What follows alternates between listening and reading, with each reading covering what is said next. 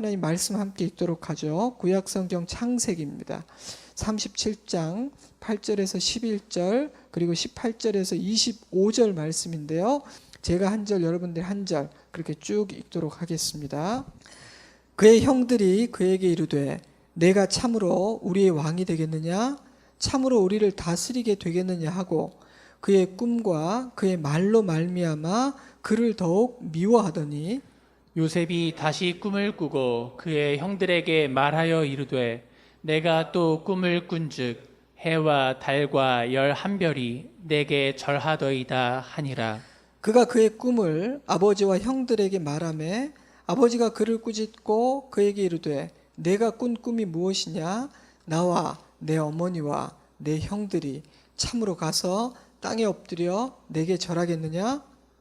그의 형들은 시기하되 그의 아버지는 그 말을 간직해 두었더라. 요셉이 그들에게 가까이 오기 전에 그들이 요셉을 멀리서 보고 죽이기를 꾀하여 서로 이르되 꿈꾸는 자가 오는도다. 자, 그를 죽여 한 구덩이에 던지고 우리가 말하기를 악한 짐승이 그를 잡아먹었다 하자. 그의 꿈이 어떻게 되는지를 우리가 볼 것이니라 하는지라. 르우벤이 듣고 요셉을 그들의 손에서 구원하려 하여 이르되 우리가 그의 생명은 해치지 말자. 르벤이 또 그들에게 이르되 피를 흘리지 말라. 그를 광야 그 구덩이에 던지고 손을 그에게 대지 말라 하니 이는 그가 요셉을 그들의 손에서 구출하여 그의 아버지에게로 돌려보내려 함이었더라. 요셉이 형들에게 이르매 그의 형들이 요셉의 옷 곧 그가 입은 채색 옷을 벗기고 그를 잡아 구덩이에 던지니 그 구덩이는 빈 것이라 그 속에 물이 없었더라. 그들이 앉아 음식을 먹다가 눈을 들어본즉 한 무리의 이스마엘 사람들이 길르앗에서 오는데 그 낙타들의 향품과 유향과 모략을 싣고 애굽으로 내려가는지라. 아멘. 하나님이 라헬을 생각하신지라 하나님이 그의 소원을 들으시고 그의 태를 여셨으므로 그가 임신하여 아들을 낳고 이르되 하나님이 내 부끄러움을 씻으셨다 하고 그 이름을 요셉이라 하니 여호와는 다시 다른 아들을 내게 더하시기를 원하노라 하였더라. 요셉의 이름은 창세기 30장에 처음으로 등장합니다. 그는 야곱이 가장 사랑했던 라헬이 낳은 11째 아들이죠.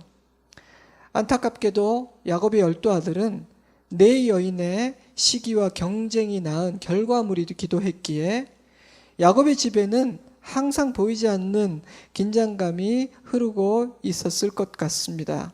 그 갈등이 언제 어떤 모습으로 폭발한다 해도 놀라운 일은 아니었죠. 오늘 함께 읽은 37장부터 요셉의 이야기는 본격적으로 시작이 되는데요. 37장 이후로 창세기의 무대는 애굽으로 옮겨지게 되고 요셉의 인생은 격변을 겪게 되기에 37장은 여러 면에서 중요한 전환점이 되는 의미 있는 챕터입니다. 그런데 요셉의 이야기는 그가 형들로부터 미움을 받았다는 진술로 시작됩니다. 4절, 5절, 8절, 11절 미워했다, 시기했다라는 표현이 4번이나 반복되죠. 그 이유는 곧 일어나게 되는 엄청난 파국이 형제들의 내면의 또아리를 틀고 있는 미움과 분노라는 감정에 뿌리를 두고 있음을 분명히 하기 위해서입니다. 요셉을 향한 형제들의 미움과 분노는 이 땅에서 의인들이 당하게 되는 모든 종류의 고난과 역경의 이유가 되기도 하지만 하나님의 뜻을 이해하지 못하는 인간이 종종 하나님과 맞서게 되는 어리석음과 악함을 의미하기도 합니다. 때문에 우리는 때로는 요셉처럼 고난을 당하는 자리에 있기도 하지만 때로는 이 형들처럼 하나님의 뜻을 알지 못해서 하나님의 뜻과 맞서고 저항하는 어리석은 일을 하는 자리에 서게 되기도 합니다. 그러니 종종 멈추어 서서 내가 지금 어떠한 자리에 있는지를 살펴보는 것은 중요한 일이겠죠. 만약 요셉처럼 의롭고 억울한 고난을 당하고 있다고 생각된다면 주님을 신뢰함으로 잠잠히 그 시간을 감당하며 그 시간들을 통과해내면 됩니다. 요셉처럼 하면 되는 것이죠. 하지만 요셉의 형들처럼 하나님의 뜻과 계획을 이해하지 못해 부지불식간에 하나님과 맞서고 있다면 겸손한 마음을 회복하고 하나님의 뜻과 계획을 이해하고 받아들이고자 해야 합니다. 형들의 모습은 우리의 반면교사가 되죠. 그러니 이 형들처럼만 하지 않으면 되는 것입니다. 9월 1일부터 매일 성경 본문이 창세기 후반부로 바뀌는데요. 요셉과 형들의 태도와 자세를 묵상하며 이 혼돈의 시대를 보내고 있는 나의 태도와 마음가짐을 돌아보는 그런 복된 시간, 그런 은혜가 있기를 주님의 이름으로 축복합니다. 창세기는 인간의 악함과 어리석음이 하나님의 주권과 계획에 어떤 영향을 끼치는지를 보여주고자 합니다. 인간의 무지와 악함, 온갖 종류의 방해가 있음에도 불구하고 과연 하나님의 뜻은 조금도 상처 입지 않고 온전하게 성취될 수 있는가? 하나님은 요셉의 삶을 통해 그러한 인간의 질문에 대해 대답해 주고 계신 것이죠. 만약 요셉의 인생이 하나의 드라마라면 요셉의 형들은 악역임이 분명합니다. 하지만 저는 요셉의 미움과 분노를 조금도 이해할 수 없는 것은 아니라고 생각합니다. 요셉은 형제들의 잘못을 아버지께 말했죠. 어떤 학자는 형제들의 죄는 야곱의 집 전체에 악영향을 끼칠 수 있는 아주 해롭고 악한 것이었기 때문에 설사 형들의 미움을 받는다 할지라도 아버지께 고하지 않을 수는 없었을 것이다. 이렇게 요셉을 변호하는 입장에서 말하기도 합니다만 어쨌든 그 일로 인해 요셉은 미운 털이 단단히 박혔을 겁니다. 또한 아버지 야곱은 요셉을 편애했어요. 요셉은 노년에 얻은 아들이므로 이스라엘이 여러 아들들보다 그를 더 사랑함으로 그를 위하여 채색 옷을 지었더니 모두가 흑백인데 요셉 한 사람만 컬러라고 생각해 보세요. 얼마나 눈에 띄었겠으며 볼 때마다 얼마나 재수가 없고 미웠겠어요. 게다가 당시 채색 옷은 상속권을 의미할 수도 있었다고 하니 아버지는 형들의 미움과 분노의 불길에 기름을 끼얹은 셈입니다. 또한 요셉이 꾼 꿈이 형제들의 비위를 상하게 했어요. 형제들이 요셉을 보고 저기 꿈꾸는 자가 오는도다, Here comes that dreamer 라고 말한 것을 보면 그 꿈은 요셉을 죽이고 싶을 정도로 미워하게 된 결정타였던 것이 분명합니다. 이런 이유들로 인해 형들은 요셉을 미워했고 분노라는 감정을 키우고 있었습니다. 물을 주면서 막 분노를 가꾸고 있었어요. 솔직히 살다 보면 마음이 상하는 일이 생기게 마련입니다. 그런 일이 없을 수는 없죠. 근데 때로는 불편한 정도를 넘어 누군가를 미워하는 감정을 갖게 되고 더 나아가면 분노하게 되기도 합니다. 연약한 인간은, 저를 비롯한 모든 인간은 그러한 감정들로부터 자유로울 수가 없습니다. 그러나 창세기 37장은 그런 감정들을 방치하는 것이 얼마나 위험한 일인지를 말해주고 있습니다. 물론 그럴 만한 이유가 없었던 것은 아니에요. 하지만 그 이유가 어떠하든 미움과 분노라는 감정은 결단코 선한 결과를 만들어낼 수 없습니다. 내 입에서 미움과 저주와 분노의 말이 흘러나오는 그 순간 내 영은 망가지고 마귀는 틈타게 되는 것입니다. 미움과 분노는 이 시대에 사단이 불러일으키고 있는 아주 파괴적인 감정입니다. 아무런 유익이 없는 감정입니다. 이쪽이든 저쪽이든 모두가 분노하며 가시돋친 말들을 주고받고 있습니다. 모두가 자신의 생각과 판단이 진리이며 옳다고 주장하고 있기 때문에 도무지 접점이 보이지가 않습니다. 자기중심성과 이기주의 역시 점점 강해지고 있으며 더 강해질 것 같습니다. 삶이 어려워지고 내 뜻대로 되지 않는 일들이 많아지다 보니 또 분노가 침입니다. 건드리기만 해봐. 내가 가만히 있지 않을 거야.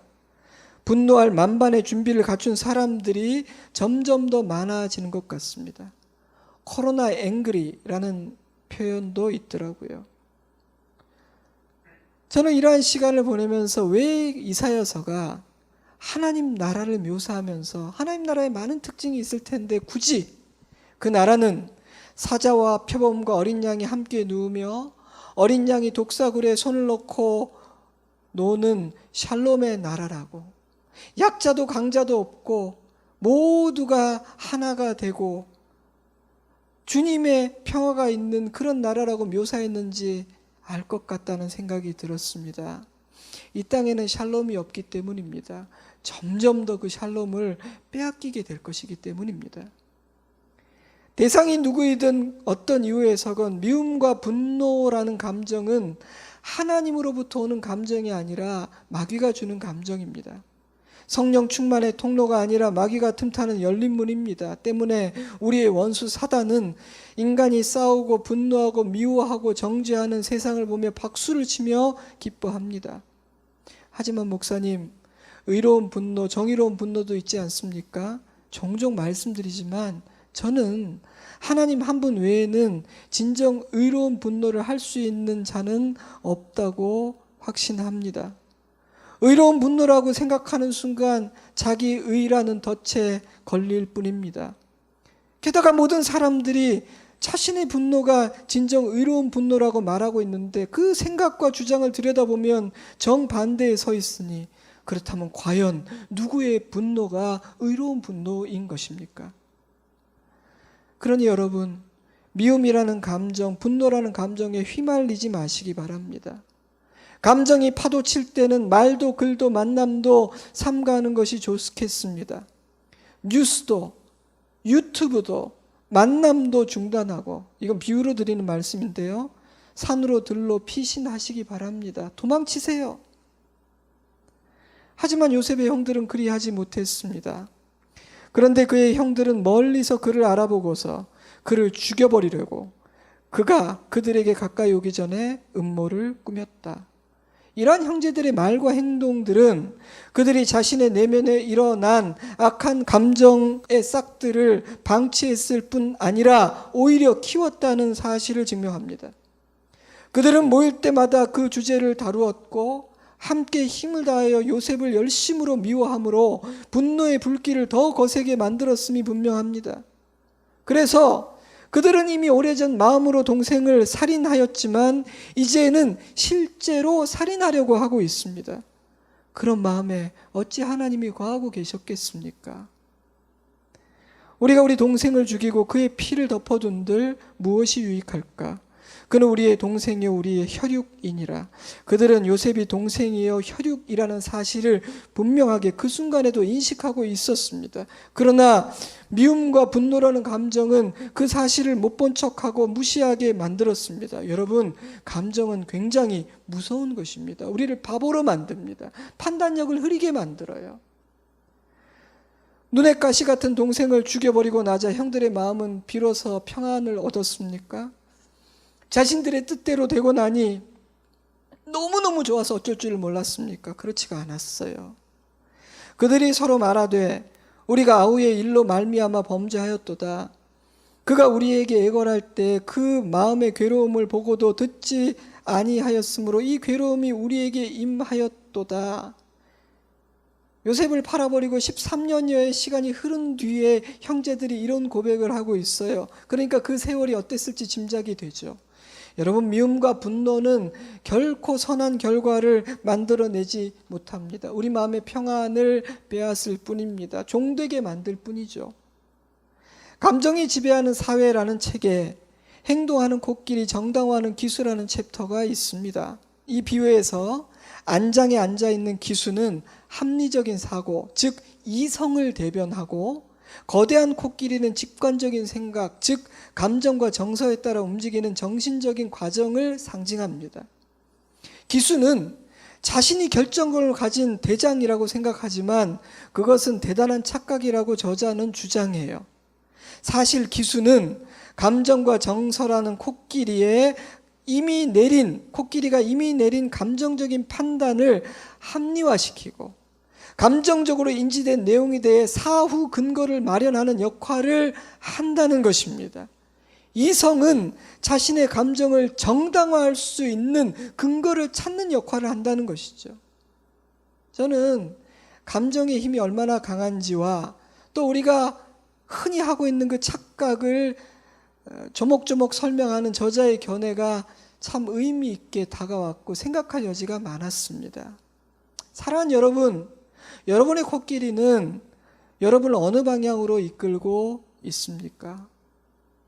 코로나로 인해 지쳐가는 요즘, 시끄러운 뉴스들로 가득한 요즘, 나의 감정의 흐름을 살피고 다스리는 일은 그 어느 때보다 중요합니다. 아직 갈 길이 멀기 때문입니다. 아직 바닥을 친 것이 아니기 때문이에요. 더 긴 시간을 견뎌야 할 것이며 더 많은 일들을 통과해내야 할 것입니다. 더 시끄러워질 수 있고 접점을 찾을 수 없는 상반된 주장과 의견들이 첨예하게 맞서는 것을 우리는 보게 될 것입니다. 인간의 이기심과 죄성도 그 바닥을 드러낼지도 모르겠습니다. 성경을 보십시오. 얼마나 많은 일들이 주님을 맞이하기 전에 남아있고 통과해야 되는지를 한번 살펴보세요. 그러니 정신을 바짝 차려야 하지 않을까요? 하나님 앞에 겸손해야 되지 않겠습니까? 이러한 혼돈의 시기의 원수 사단은 감정이라는 인간의 매우 취약한 부분을 공격할 것입니다. 그러니 성령 하나님의 놀라운 은혜와 능력 아래에서 십자가 보혈의 권세 아래에서 마음과 생각의 고삐를 단단히 붙잡는 것은 굉장히 중요합니다. 복음만이 하나님만이 나의 소망이며 세상의 소망임을 날마다 매일 내가 알고 있는데 뭐라고 생각하지 않고 또다시 자신에게 말해 주어야 합니다. 그리하지 않으면 다른 것들이 내 마음의 안방을 차지하고 나를 지배할 것이며 건강하지 않은 감정들이 나를 인도할 것입니다. 안타깝게도 형들은 미움과 분노라는 감정에 휩쓸려서 사고를 쳐버리고 말았어요. 일을 저질러 버렸습니다. 자, 그러면 요셉의 인생은 어떻게 되는 겁니까?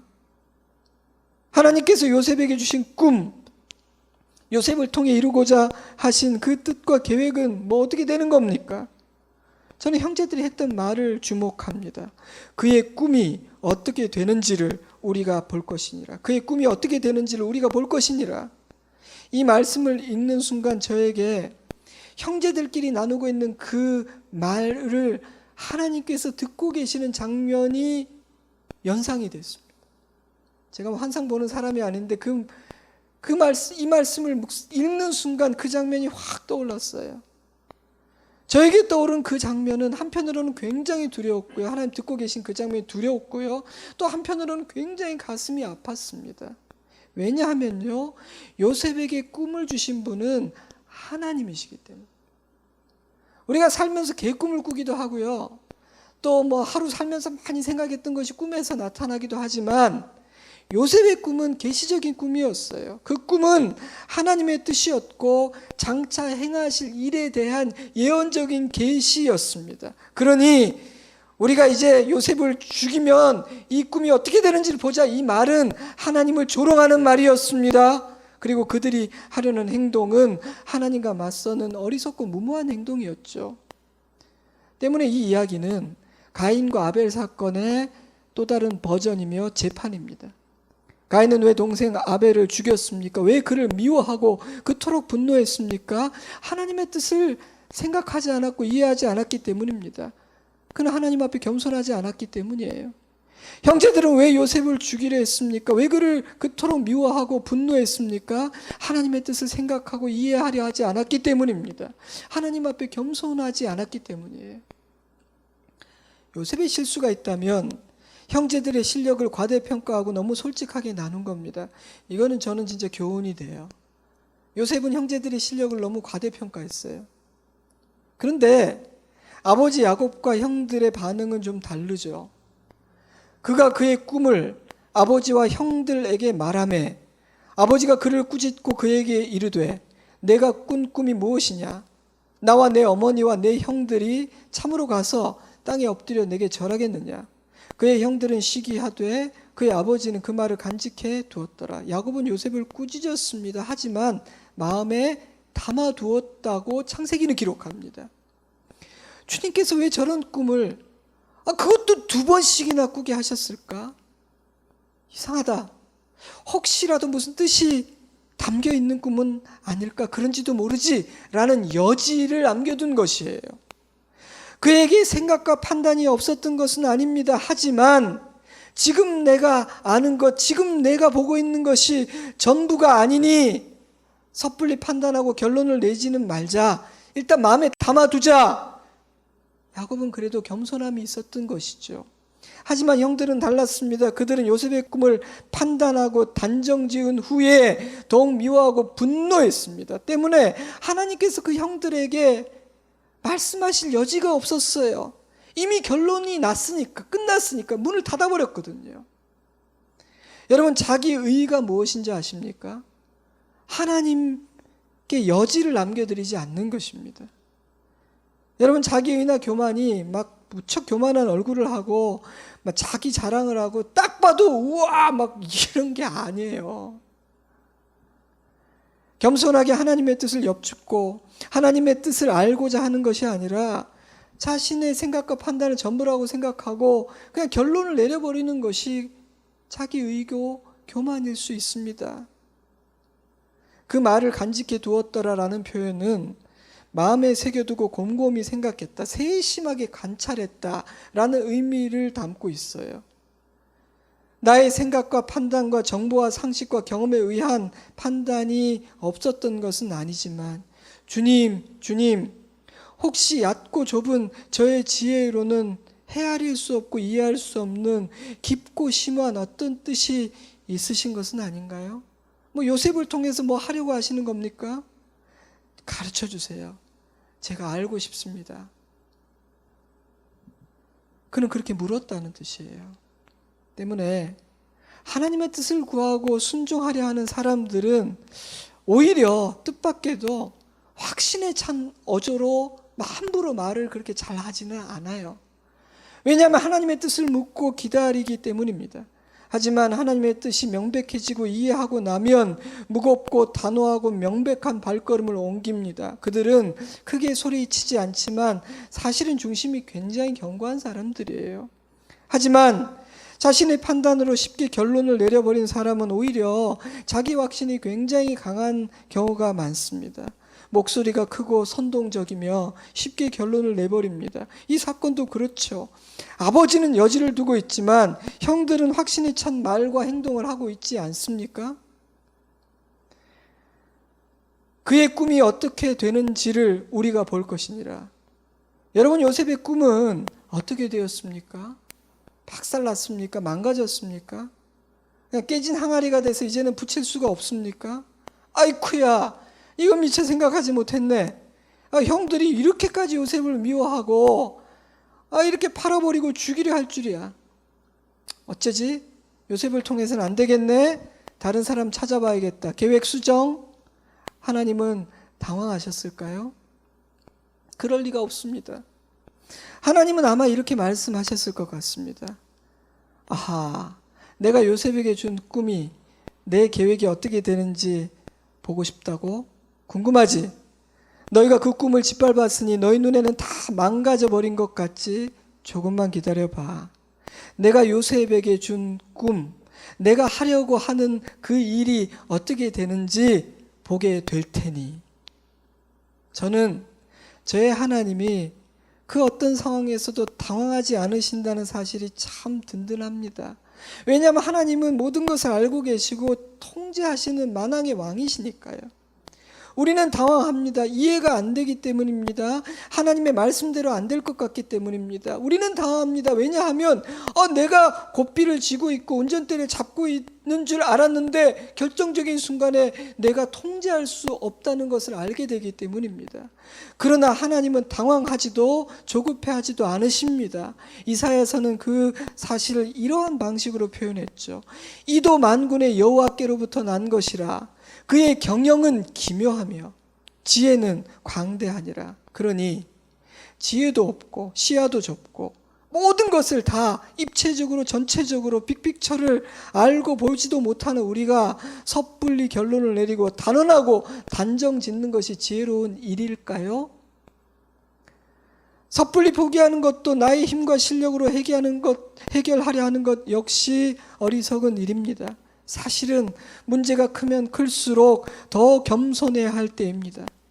그때는 하나님의 뜻을 구해야 할 때입니다. 그때는 하나님께서 친히 나서 주셔야 할 때입니다. 때문에 그런 순간은요, 기도해야 할 때죠. 왜냐하면 하나님의 계획은 인간의 패역함과 온갖 방해도 불구하고 계속 진행되고 있기 때문입니다. 그런데 우리는 그것을 이해하지 못하고 있기 때문이에요. 엉망진창이 되었구나, 큰일 났다라고 생각되는 그 순간조차도, 그 시간조차도 하나님의 계획 안에 있기 때문입니다. 여러분 이 사실을 믿으시나요? 저는 정말 믿습니다.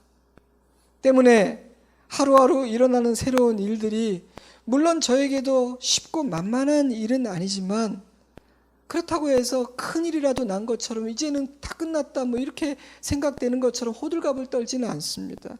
왜냐하면 하나님은 이 모든 일을 이미 알고 계시며 이 시간들조차 하나님의 계획 안에 있다는 것을 저는 믿기 때문입니다. 때문에 저는 이 시간들은 우리가 하나님 안에서 하나님을 붙잡고 잘 통과하고 겪어내야 하는 시간들이라고 생각해요. 그 미디안 사람들은 그를 애굽에서 바로의 신하 친위대장 보디발에게 팔았더라. 요셉의 이야기는 사실상 이렇게 그냥 끝났어야 돼요. 한 10여 년쯤 뒤에 완전히 망가지고 폐인된 요셉의 뒷모습이 에필로그로 등장하면서 이 드라마는 그냥 이렇게 끝이 나는 것이 자연스럽습니다. 그런데 이 이야기는요, 전혀 엉뚱한 방향으로, 예상 밖의 방향으로 진행이 돼요. 하나님께서 계획하시고 운행하시는 일을 한낱 인간 따위가 방해하거나 망칠 수는 없기 때문입니다. 감사하게도 요셉이 역시 그 어떤 상황 가운데서도 포기하지 않고 잠잠히 하나님을 신뢰했습니다. 그는 신실함과 충성스러운 자세로 고난의 시간을 그냥 묵묵히 보냈습니다. 그 모든 시간들을 자기 삶으로 온몸으로 그냥 어린 양처럼 그렇게 다 받아냈습니다. 참 놀라운 일이죠. 또한 그는 그 시간 동안 하나님 앞에서 실수하거나 경솔하거나 범죄하지 않으려고 정말 애를 썼어요. 그러다가 또 누명을 쓰죠.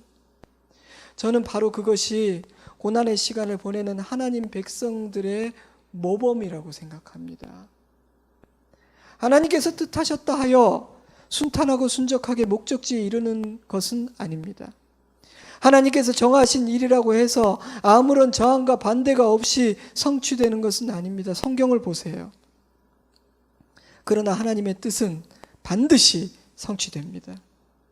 하나님의 뜻이 분명하게 서고 선포되면 그 어떤 반대와 핍박이 있어도 무효화되지 않습니다. 하나님은 오히려 그러한 반대와 저항과 핍박까지도 사용하십니다. 그 풍랑이 나여 더 빨리 간다는 찬송도 있죠.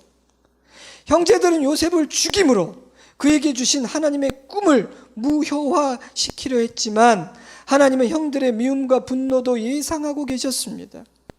그러한 반대와 저항조차도 하나님의 섭리 안에 있었습니다. 그 시간을 통해서 요셉은 오히려 순결해집니다. 믿음이 굳세어집니다. 형제들을 향한 미움과 원망을 버립니다. 화평케 하는 자로 서게 되죠. 그러한 하나님의 주권을 우리도 믿는다면 우리의 반응과 태도와 관점도 달라질 거예요. 하지만 시야가 좁고 어리석은 우리 인간의 눈에 하나님께서 일하시는 그 놀랍고 기묘한 방법과 과정들은 이해되지 않을 때가 더 많습니다. 하박국 역시 그러했습니다. 하박국은 타락한 유다를 벌하지 않으시는 하나님이 이해가 되지 않았어요. 그래서 하나님이 원망했습니다. 교만하고 악하고 타락해버린 유다를 단지 하나님의 백성이라는 이유 하나 때문에 그냥 벌하지 않고 내버려 두시는 것이 이해가 되지 않았습니다. 하나님은 바벨론을 통해서 내 백성들을 혼내실 것이라고 대답하셨습니다. 걱정 마. 내가 계획이 있어. 그 계획은 바벨론이 내 회초리가 되는 거예요. 대충 맞는 것이 아니라 굉장히 혹독하게 맞을 것이라고 말씀하셨어요. 하박국은 더 이해가 되지 않았습니다. 아무리 큰 잘못을 저질렀다 할지라도 하나님의 백성인 유다의 백성들이 이방 나라를 통해 매를 맞다니요. 그는 이해할 수가 없었습니다. 그러한 하박국에게 하나님은 자신의 영광과 주권을 선포하시며 이렇게 말씀하셨습니다. 오직 여호와는 그 성전에 계시니 온 땅은 그 앞에서 잠잠할지니라. 그러한 하나님의 임재와 놀라운 영광을 경험한 하박국은 노래를 부릅니다. 하박국 3장은 노래로 끝나요.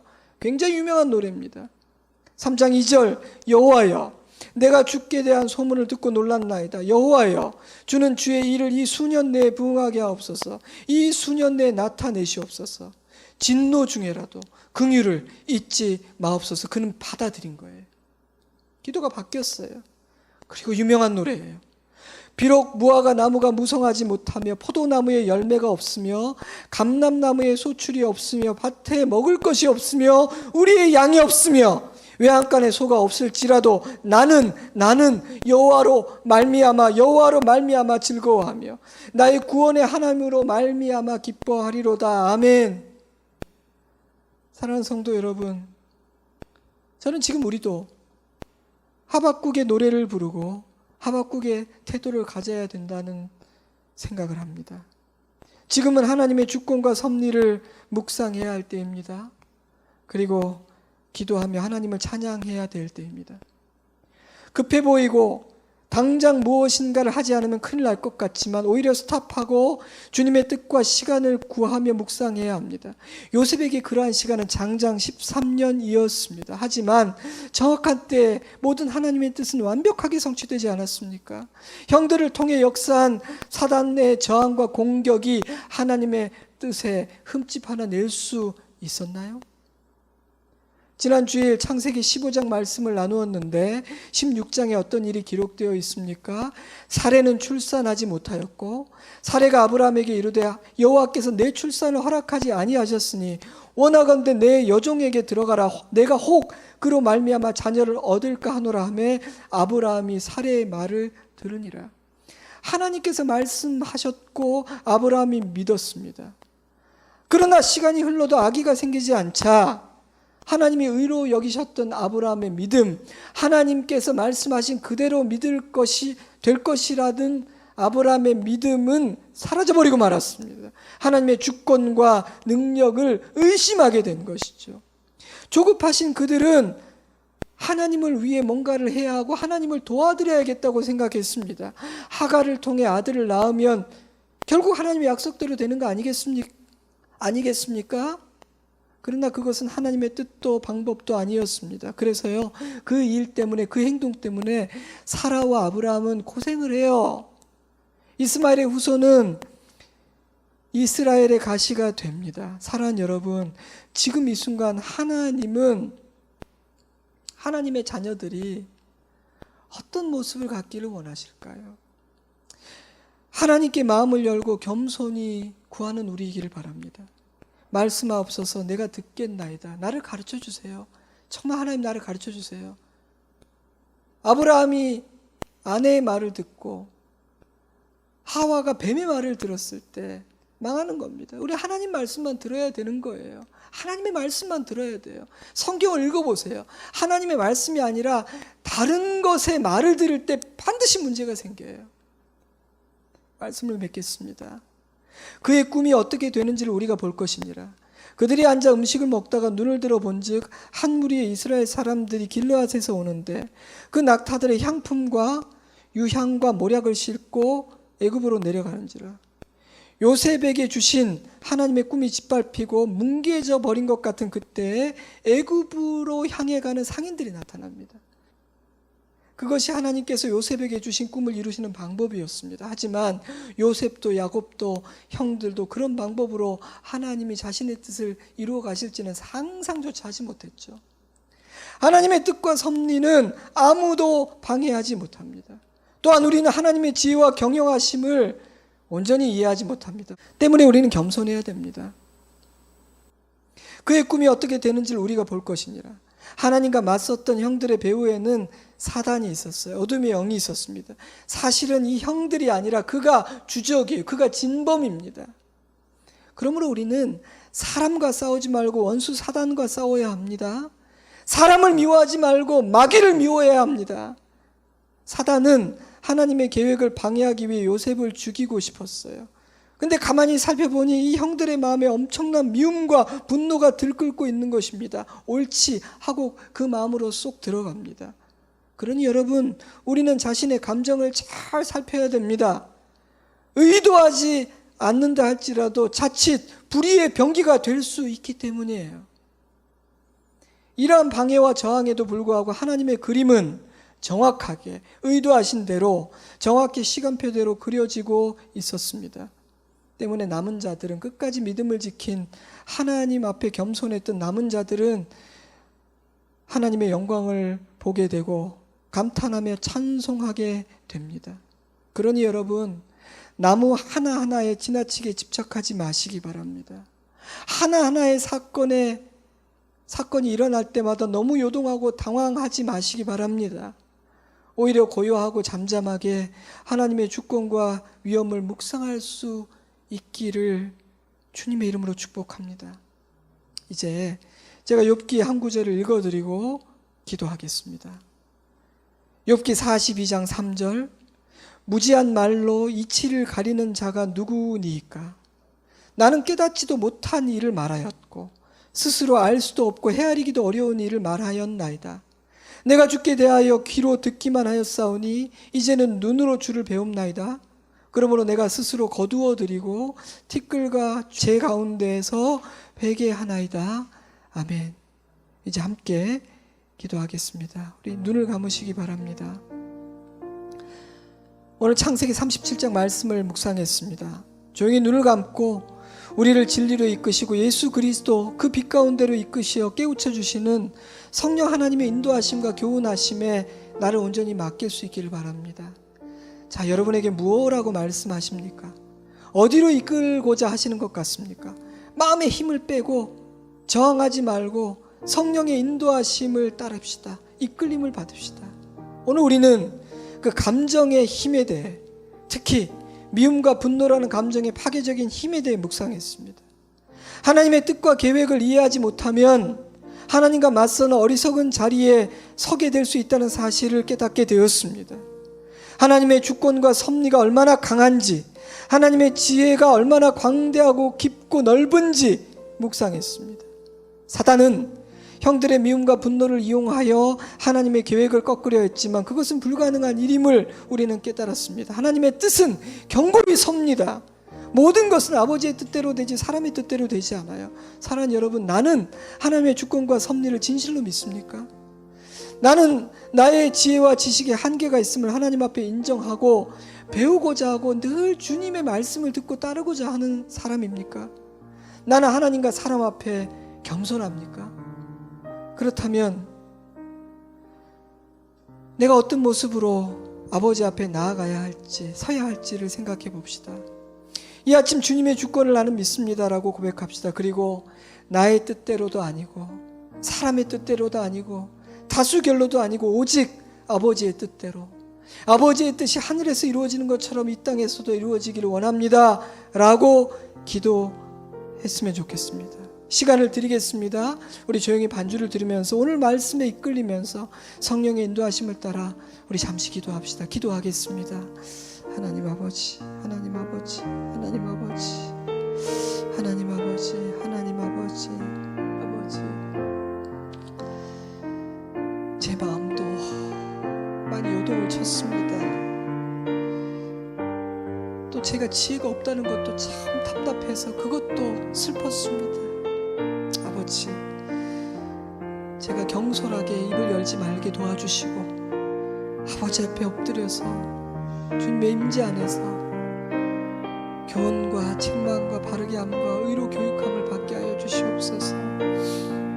저의 육이, 저의 영이 강건하게 하시고 아버지 앞에 엎드려 구하고